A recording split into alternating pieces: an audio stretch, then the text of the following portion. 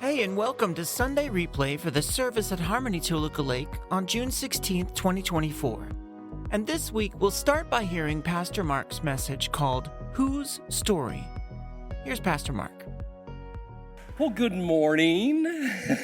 It is so good to always be here at Harmony-Toluca Lake, this affirming congregation and in this sanctuary, as well as hello to those online and to those listening to the Sunday Replay podcast. So we are in the middle of observing Pride Month, and it is important that we celebrate this together. Those who are part of the LGBTQ community, as well as those who are allies. And why do we do this? Well, we do this to honor the history of the LGBTQ rights movement. We do this to promote visibility and acceptance. We do this to advocate for ongoing social justice issues, and we do this to rejoice in the diversity and rejoice in the resilience of the LGBTQ plus community. It is both a time of reflection on past struggles, but it's also a time in which we celebrate progress, we celebrate identity. And earlier we heard the compilated reading of the scripture passage from the Gospel according to Mark, chapter 5, verses 1 through 20. And for those listening, I encourage you, please read this section, this passage, Mark 5, 1 through 20, for what I just shared about the observance and celebration of Pride Month. All of that applies to this scripture passage, and I'm going to add a pride twist to this gospel story in this morning's message, Whose Story? Man, what a vivid. Could you just see that and visualize what was going on as it was being read? This is a vivid, but it is also a heart-wrenching story that has been, in which this person is isolated. This person has been rejected from their community. This person has been ostracized from their faith community. They are excluded, and is it any wonder that they acted out the way they did? Is it any wonder that they suffered internally? And as I was reflecting on the scripture passage this week, I wondered when exactly did the individual reposition happen in the minds of the community from this person, this individual being one of them to one unlike them. What was it that this community turned on them and tried to control him? Why did they cast him out? What was it for this person's own good? Did they happen to be a threat to the community? And then in all of this, did they judge this individual, this man, unworthy? And then as I was thinking about it too, I thought to myself going, did anyone speak up for this person? Did anyone even care to show love and support? And if they did, what happened to them? Did they get excluded and ostracized for doing so? And we know in the text, we know that this person suffered extreme and immense pain and anguish and agony. We're told the sufferer would use stones to gash the flesh, howling day and night among the tombs and the mountain crags without interruption. They pointed to what they believed was his demons, the one they portrayed as being evil. Demon possession. That's almost laughable to think about, really, demon possession. Ooh, bring on the exorcist. And yet the work of demonizing is solidly on the rise, friends. Demonizing the ones being portrayed as evil. A couple of years back, Adam Surer, he's a staff writer for The Atlantic, and he wrote the New York Times best-selling book, and it's called The Cruelty is the Point. And he pointed out a specific demonizing political strategy. You ready for this? This is what he wrote. Find a misunderstood or marginalized group Then you convince voters that the members of that group pose an existential threat to society, and then you're right on to victory on the promise of using state power to crush them. Well, consider the demonization that is occurring to our trans siblings. Have you heard how trans women and girls, well, they're a threat to cis women and girls? Have you heard trans activists are a threat to children? Have you been told that trans people, have you been told trans people are actually a threat to cis LGBT people and movements? The demonizing goal is to find the misunderstood, marginalized group to say, they're the problem. They are the problem. And if you cast them out, oh, life is going to be so much better. We can celebrate. They're the problem.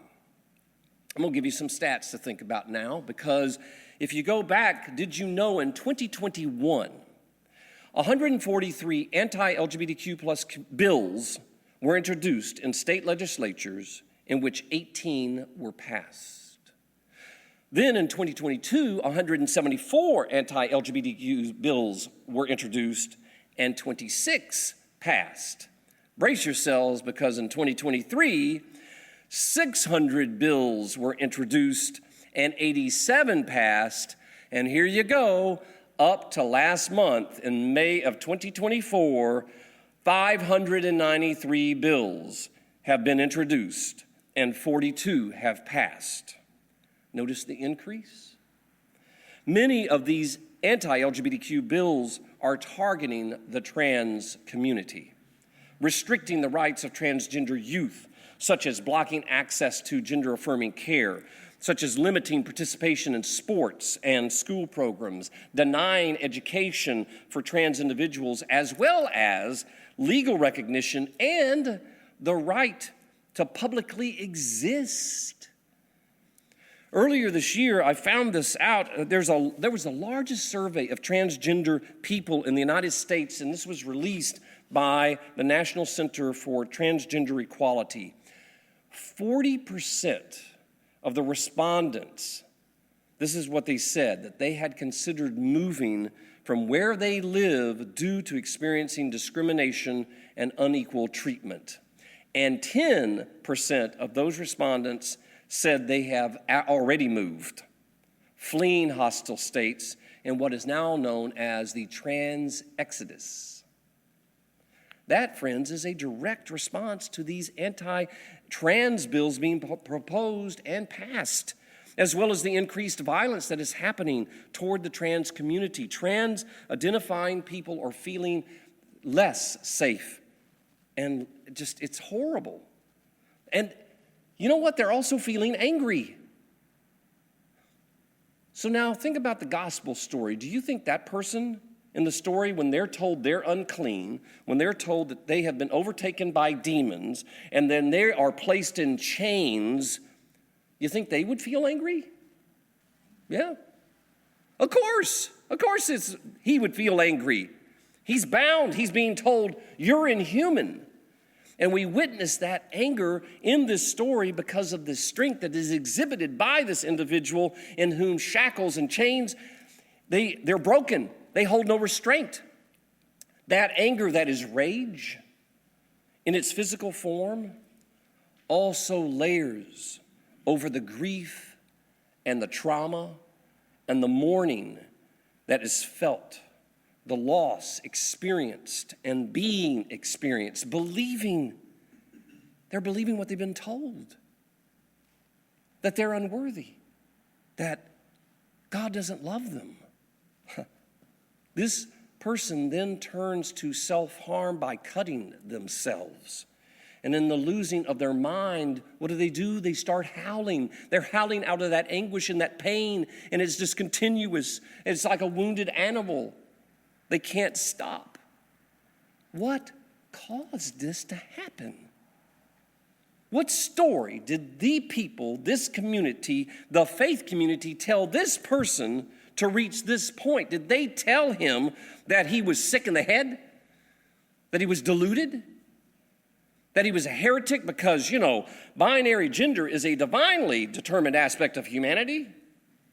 That if he would just go back to being her rather than pretending to be him, everything's going to be okay.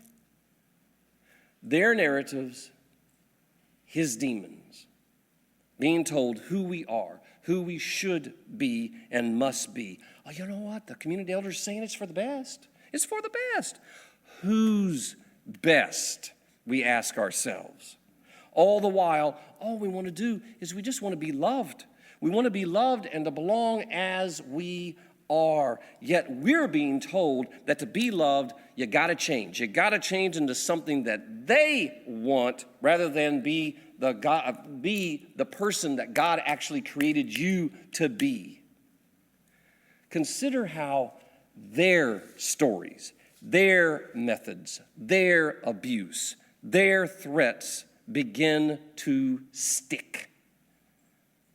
And as time passes, being told this over and over again and again and again, how the falsities stick, how the untruths then multiply, and how all of it becomes legion, swallowing him whole, severing this person who is now looked upon as being demonic from his deep sense of what is true. How bad does the suffering have to go? At what point does this bedeviled one say, you know what, enough is enough? And that same question, friends, when is enough enough, is asked by a large percentage of trans and or non-binary people who have seriously considered suicide at some point in their lives. Last year, another study that I came across, this comes from the Williams Institute at UCLA School of Law, and this is what they found, that 81% of transgender adults have considered suicide. 81%. 42% have attempted suicide, and 56% have self-injured for non-suicidal reasons. Demonizing produces the demons that taunt from within. It is not the fact of being trans or non-binary or intersex or gender non-conforming that calls the flourishing of life into question. Discrimination does that. Apathy does that. Isolation and violence do that. And turning us against ourselves. And in the heap, I was thinking about this, in the heap of that despair and the taunting that's coming from within, and rather than continuing to turn against himself, what was it that this person, this man, draw himself to Jesus? The sufferer turning to Jesus. Why was this prophet from Nazareth, the firstborn of the Most High, on that shore? And did the tortured one sense something that, there's something queer about this moment, something caring and compassionate actually being displayed to him, bringing him to his knees? All Jesus is doing is he gazes at him. He gazes at him. And in that gaze, in that look, there is no condemnation. Such a beautiful look coming from Jesus. And it is as though the Son of God is looking right into his soul, and he recognizes, friends, all the wrongs and the evils that have been done to him, and Jesus speaks directly to those demons and say, get out of this man. Get out. This man. 2 words not heard in so very long. And this is an invitation then to come back into the holy realm in which his gender isn't a question. This is no privileged announcement, friends, or pronouncement from on high. This is not love that's handed out like charity or pity. This is solidarity from the one who knows how hard it can be to navigate all of these stories alone, from the one who knows what it is to be hated both for who he is and who he isn't. This is kin affirming kin, love in struggles, as well as shared and different. No longer do these demons hold power over this man. He again is in community with his truth. He is at peace, and fear no longer and will no longer rule his mind or his self anymore. He is saying, gone, be gone. And one would hope that the people of this village, that they would be all joy-filled now, that they're like, woo, this is awesome. What do? They regard the moment out of fear. They are afraid and probably angry. And because this man has now been freed from their control, and he is grounded in his truth. Jesus, that's who set him free. And you know what they don't want is, rather than celebrate Jesus, what they want Jesus to do is get the heck out of town, hightail it out of the district. Because why? He has disturbed their comfort. He has disturbed everything that they have believed in their religion, and he has disturbed their beliefs. You see, friends, this reminds us that there are people who may even be us who don't want to know anything new. They just want to remain status quo. They don't want to be disturbed by Christ. That's what Jesus does, you know. Jesus disturbs us. And to do so, because what happens is, what that causes is a mental sweat of rethinking things, and then that makes us come up with new conclusions. How terribly sad that it is that we might prefer our minds to be lethargic as well as our souls to be asleep. Jesus is saying, wake up. Wake up. It was with this preference, though, that the Gerasenes, they banished the disturbing Christ, and there are people who still seek to do the same, paying lip service to Jesus. Is it any wonder that this man, I was thinking about this, what do you think? You think he wants to stick around? Want to stay? I want to go with Jesus. Come on, Jesus, I want to go with you. I'm ready to follow you. I'm going to leave all this behind. You helped set me free. And what does Jesus say? The Good Shepherd says to him, go home to your people and tell them what our God has done for you. And to our wonder, to our amazement, he does. He does.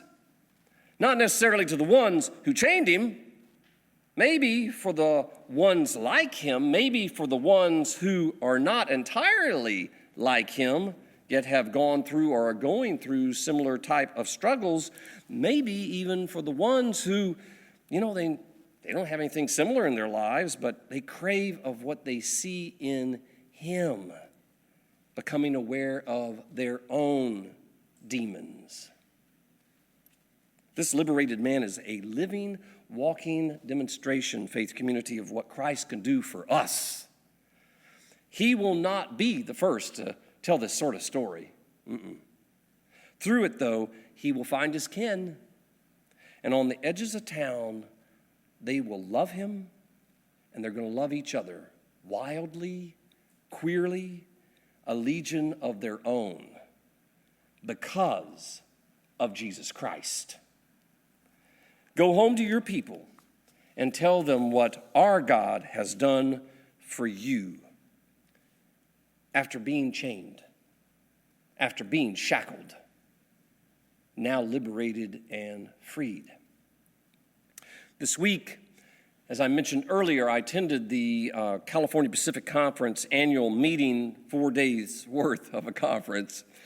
And the theme for today's message rang so true for me, and it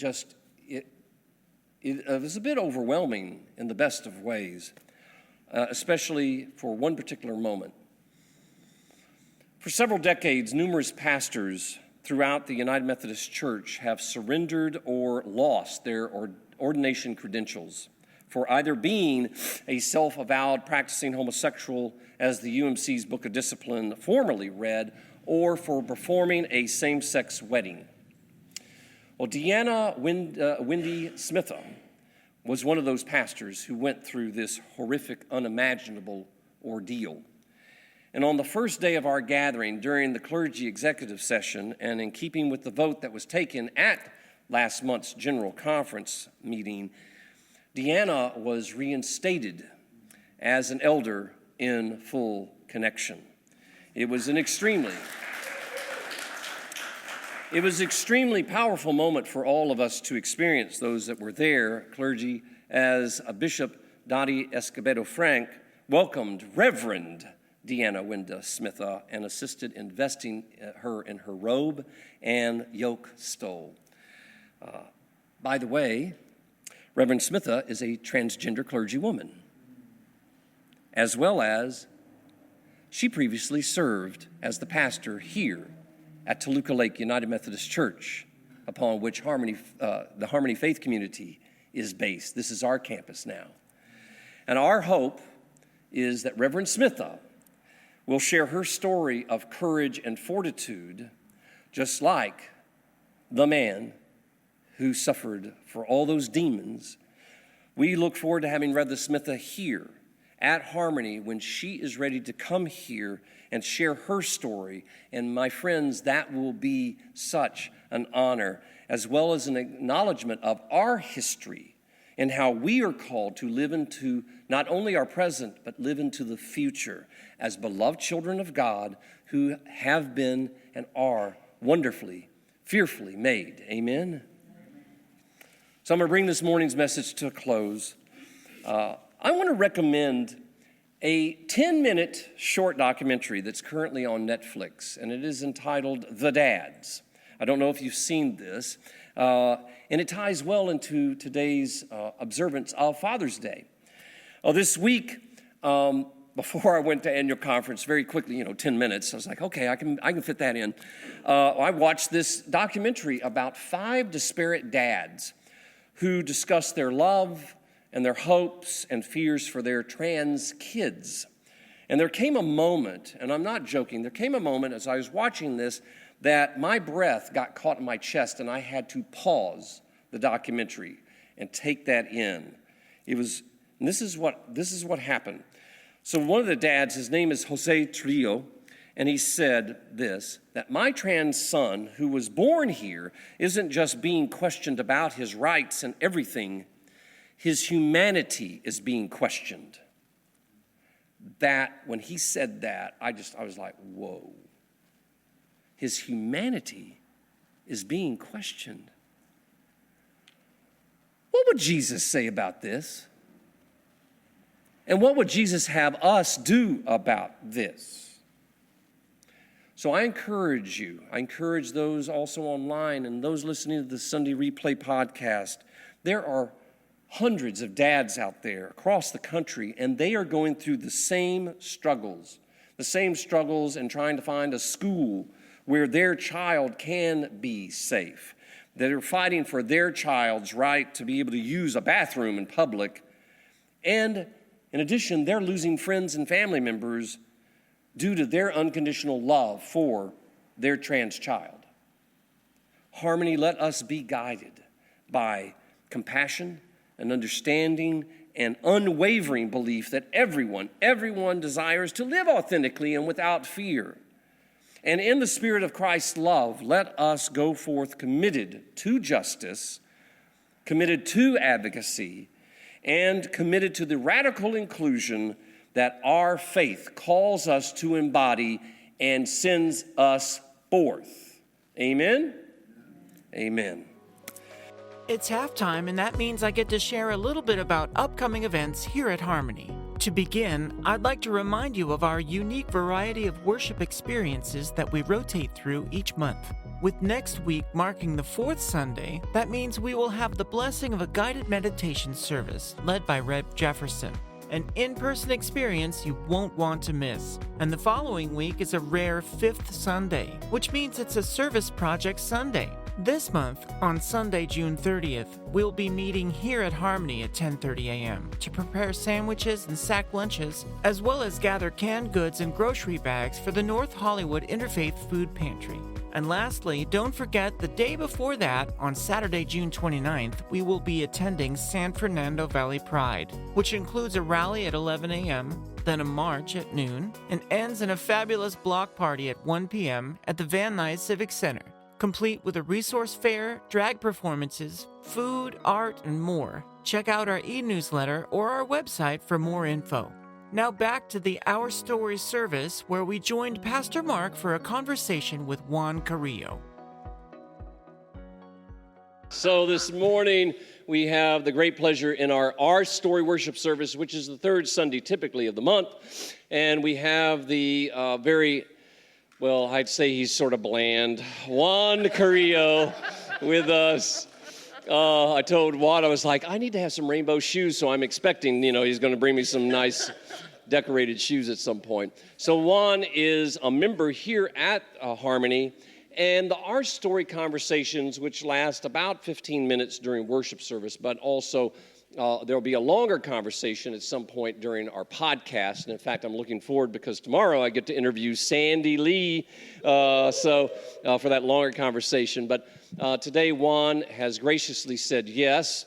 And so, are you ready? I'm ready. Okay, here we go. Ready. And this is important because your story is part of our fabric, and we celebrate that. And it's important that we all understand that tapestry, that his story is part of our story, and our story is part of his. So I'm going to start off with an easy question. Mm-hmm. Well, we'll find out if it's easy or not. Are you ready? Mm-hmm. All right, here we go. What is your favorite amusement park?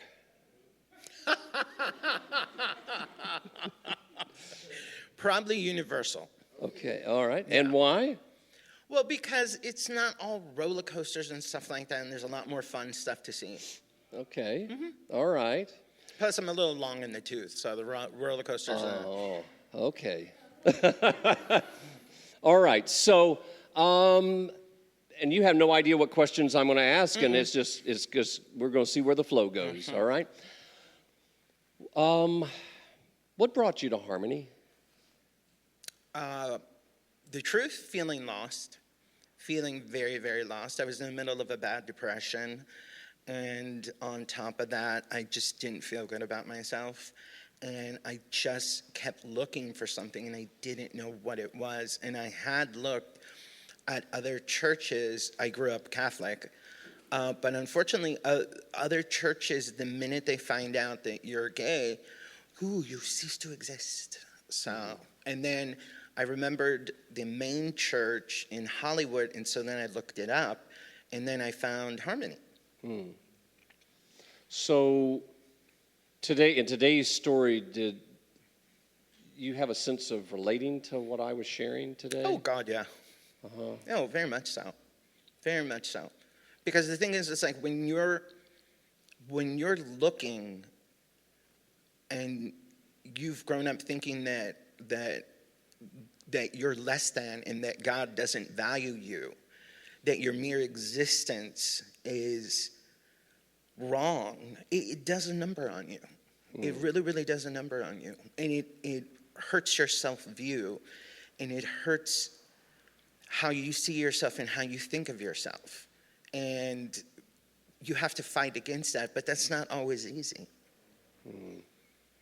So you saw the effects, and those effects kept compounding upon themselves, didn't they? Oh, yeah. I mean, like, when I first got here, I was about 100 pounds heavier on top of everything else. So it's like I grew up being a very emotional eater.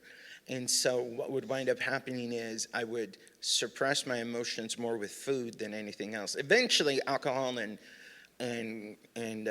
pot came into the picture, but that was much later on. So, yeah, you've had quite the journey since you've been here. That's an understatement, but yes. Yeah. So you came here married.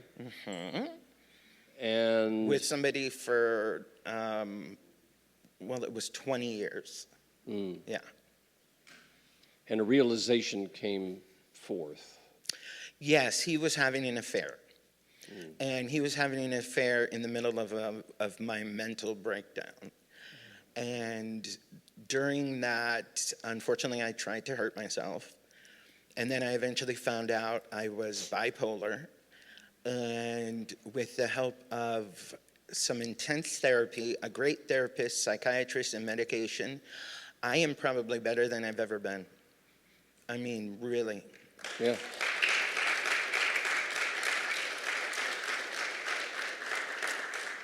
And you decided not to let that destroy you.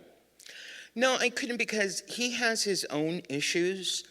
And the fact is, once he left the house, I have not physically seen him since then, and it's been about a year because he can't bring himself to be in the same room with me yet. And for a while, I couldn't bring myself to want to talk to him because there were questions I have that I knew I was not going to get an answer for. But through all of this, I was also taking care of his dad, who was suffering from cirrhosis of the liver. So I'm the one who was the caretaker, and I'm the one who was still in the house, but he was the one who was gone. Yeah, difficult. Yeah. So, without divulging too much here, you and I have counseled and talked, and I've journeyed with you, and I'm so grateful for that journey. I love you so much. Oh, I love you guys. Yeah.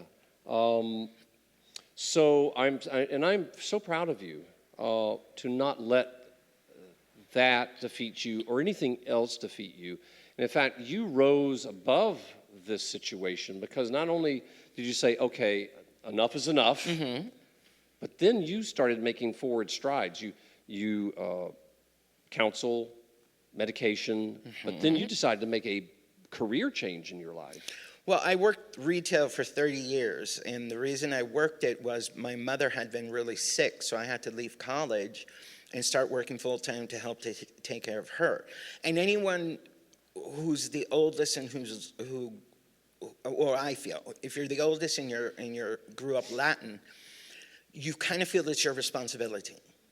And so that was my responsibility.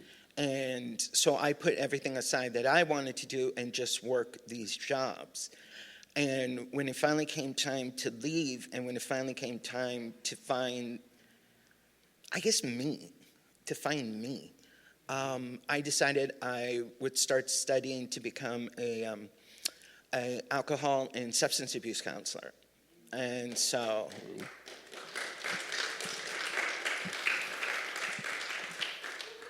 And I initiated the legal separation in the beginning of the divorce papers.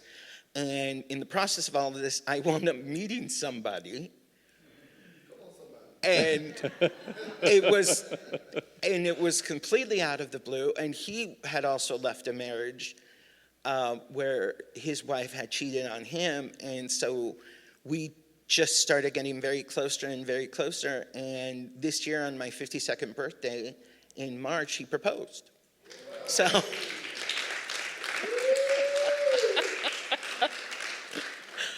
but it's very different.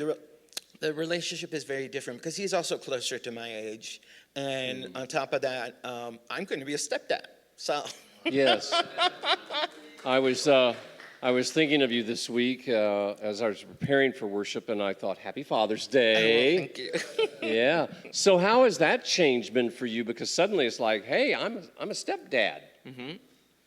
I make very sure he's first above all else. But the other thing, too, is I also hold him really accountable. So I let him know when his behavior is not okay. And his dad is a little more laid back than I am. And his mother works a lot. So when he acts a certain way, I let him know, I'm like, no, that's inexcusable. Right. Well, he's a teenager. Doesn't matter. No, but I was just saying, I understand. I was just saying, but he is a teenager, right? He is a teenager. Yes, yeah. and he will learn there is a proper way to behave. That's right. That's Yes. right. That is not okay.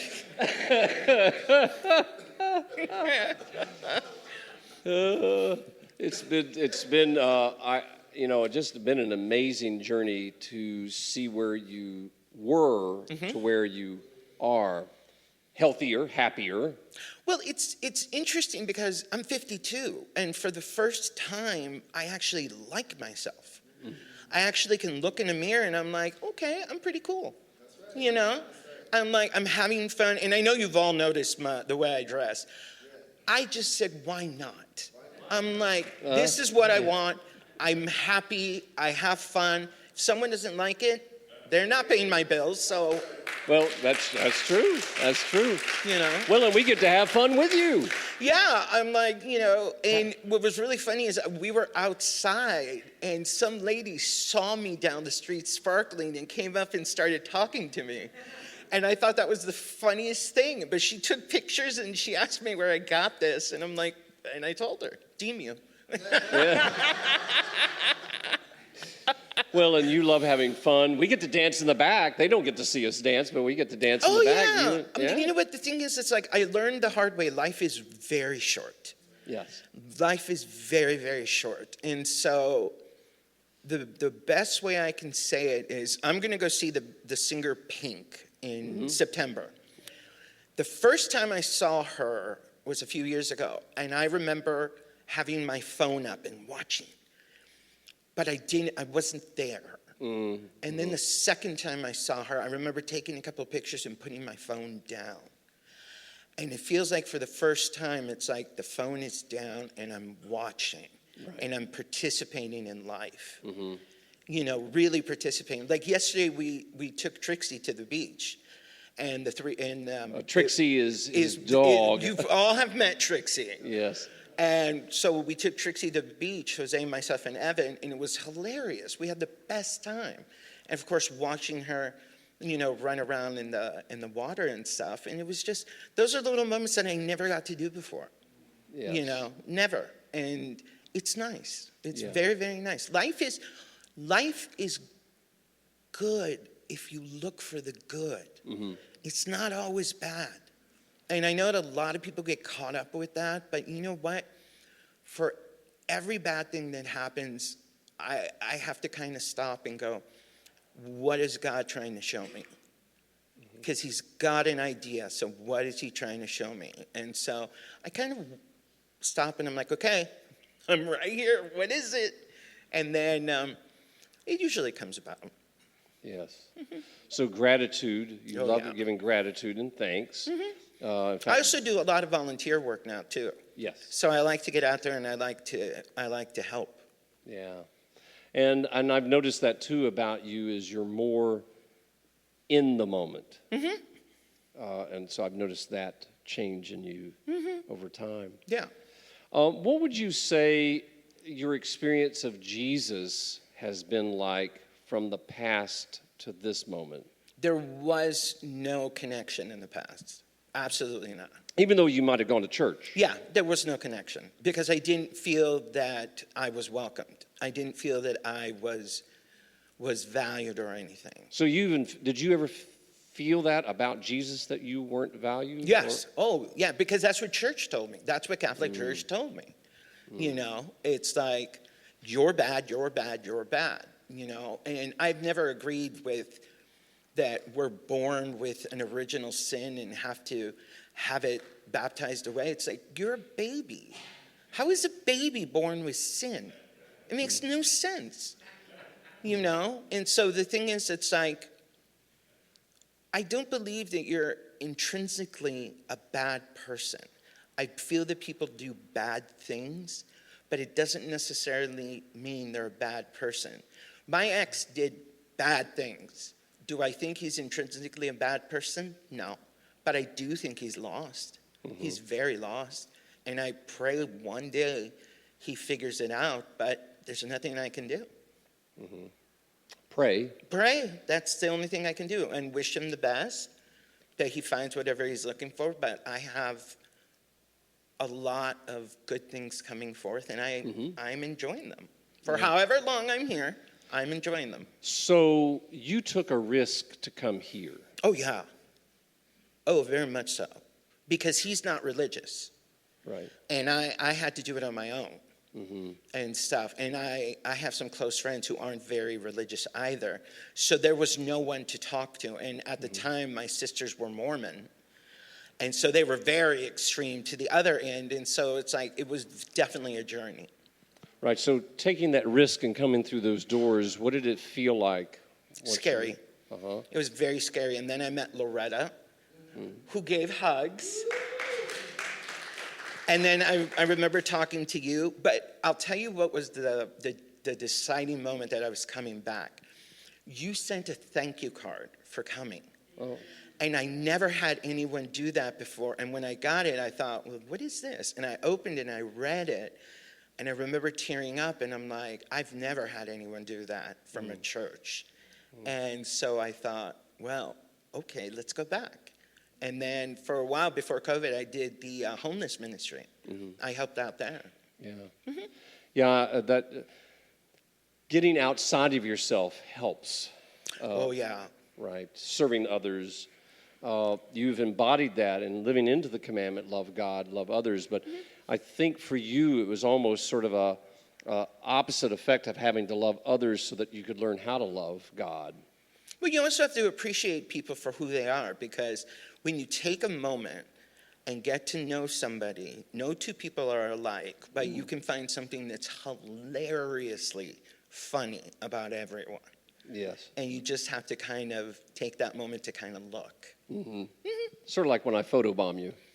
Yes, or honestly, my relationship with Shauna is so much fun. Yeah. You know, and my relationship with everyone, you know, it's a lot of fun. And the thing is, I don't believe the church has to be stoic and sad and, you know, I feel that if you're going to come here and you're going to worship God and you're going to talk to God and you're going to listen to God, why not celebrate, enjoy, dance, have fun, play around? It doesn't have to be like you're going to jail or something. It's like celebrate it, you know? And I think that's what a lot of people don't get. Yeah, take the shackles off. Take the shackles off. This is not Catholic Church. Come in, wear something fun, have your coffee, enjoy yourself. Right. So as we end this particular conversation, we'll have a longer one at another point. Okay. Is there any final words that you'd like to share with Harmony and those listening online? If you're having a really bad time, I mean a really bad time, talk to somebody. Really, talk to somebody. Reach out to somebody and ask for help. It's going to be the hardest thing you've ever had to do. But ask for help, because everyone has potential and everyone is worth existing. And I think that that's the one thing that we're not taught. You are worth existing. So get help. There's no shame in having, you know, in needing mental health. There isn't. And everyone needs it. Yes. All right. Let us thank Juan for being with us today. Always a joy. Thanks for listening to this episode of Sunday Replay here on the Harmony Podcast Network. This week's guests were Pastor Mark Stevenson and Juan Carrillo, and it was produced and recorded by me, Donna Miller. Be sure to like, rate, subscribe, and especially to download these episodes, which helps us to continue making content for you and all of our listeners. Sunday Replay is sponsored in part by Hollywood United Methodist Church, of which Harmony-Toluca Lake is the second campus. Find us on social media and drop us a comment. Join us next week for a meditation worship service, and as Pastor Mark always says, peace.